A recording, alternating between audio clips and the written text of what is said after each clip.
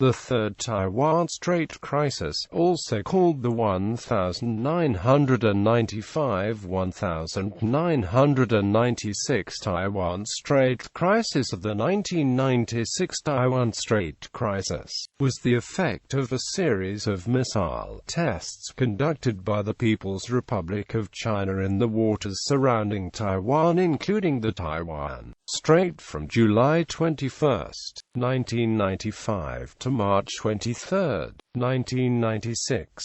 The first set of missiles fired in mid to late 1995 were allegedly intended to send a strong signal to the Republic of China government, under Lee Teng-hui, who had been seen as moving ROC foreign policy away from the One China policy. The second set of missiles were fired in early 1996, allegedly intending to intimidate the Taiwanese electorate in the run-up to the 1996 presidential election.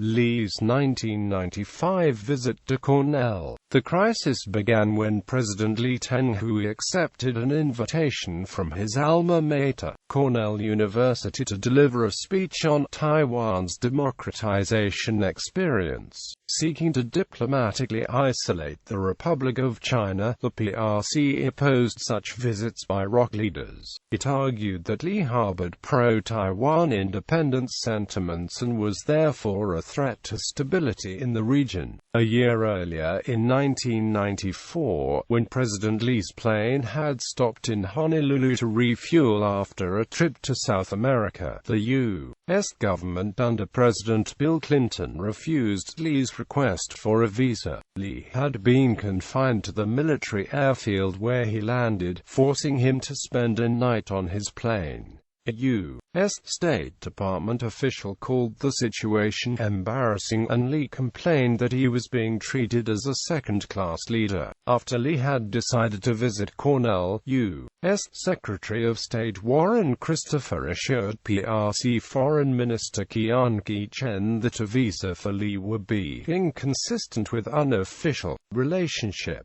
However, the humiliation from Lee's last visit caught the attention of many pro-Taiwan figures in the U.S., and this time, the United States Congress acted on Lee's behalf. In May 1995, a concurrent resolution asking the State Department to allow Lee to visit the U.S. passed the House 396-0 with 38 not voting, and the Senate 97-1 with 2 not voting. The State Department relented on May 22, 1995, and the PRC condemned the U.S. for ruining Sino-American relations. Lee spent June 9–10, 1995, in the U.S. at a Cornell alumni reunion as the PRC state press branded him a traitor attempting to split China. PRC military response. The PRC government was furious over the U.S.'s policy reversal. On July 7, 1995, the Xinhua news agency announced missile tests to be conducted by the People's Liberation Army and pointed out that this would endanger the peace and safety of the region.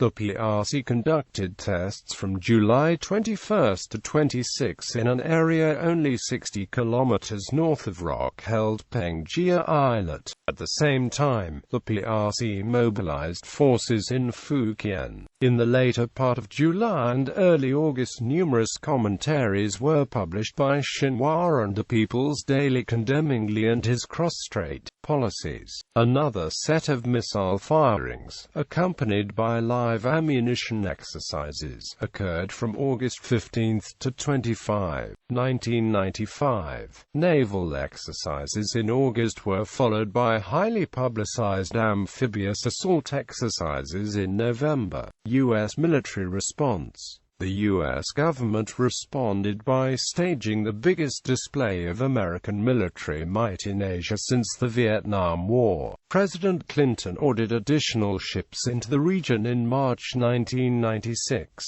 Two aircraft carrier battle groups, Carrier Group 7 centered on US Nimitz, and Carrier Group 5 centered on US Independence, were present in the region. The Nimitz and her battle group sailed through the Taiwan Strait, while the Independence did not.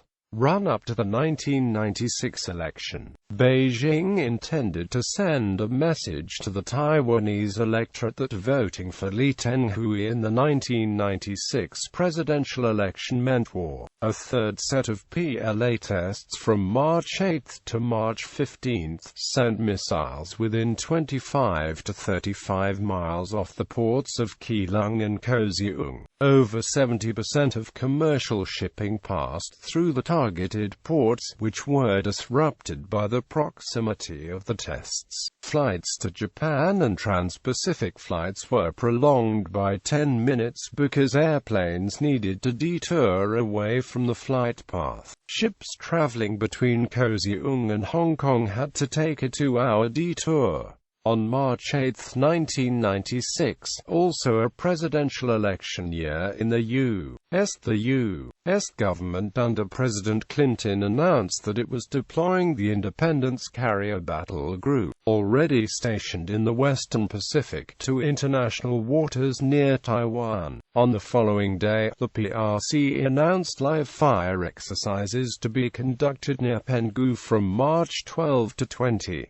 On March 11, the U.S. dispatched Carrier Group 7, centered on Nimitz, which steamed at high speed from the Persian Gulf. Tensions rose further on March 15 when Beijing announced a simulated amphibious assault plan for March 18 to 25. Sending two carrier battle groups showed not only a symbolic gesture towards the ROC, but a readiness to fight on the part of the U.S.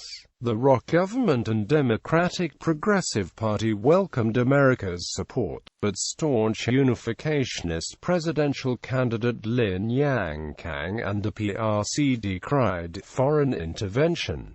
Aware of U.S. Navy carrier battle group's credible threat to the PLA Navy, the PRC decided to accelerate its military build-up. Soon the People's Republic ordered Sovereign many-class destroyers from Russia, a Cold War-era class designed to counter U.S. Navy carrier groups. Allegedly in mid-December 1996, during the visit to Moscow by Chinese Premier Lee Peng, the PRC subsequently ordered modern attack submarines and warplanes to counter the U.S. Navy's carrier battle groups. The PRC's attempts at intimidation were counterproductive, arousing more anger than fear. It boosted Lee by 5% in the polls, earning him a majority as opposed to a mere plurality. The military tests and exercises also strengthened the argument for further U.S. arms sales to the ROC and led to the strengthening of military ties between the U.S. and Japan, increasing the role Japan would play in defending Taiwan. During the military exercises in March, there were preoccupations in Taiwan that the PRC would occupy some small islands controlled by Taiwan, causing panic among many citizens.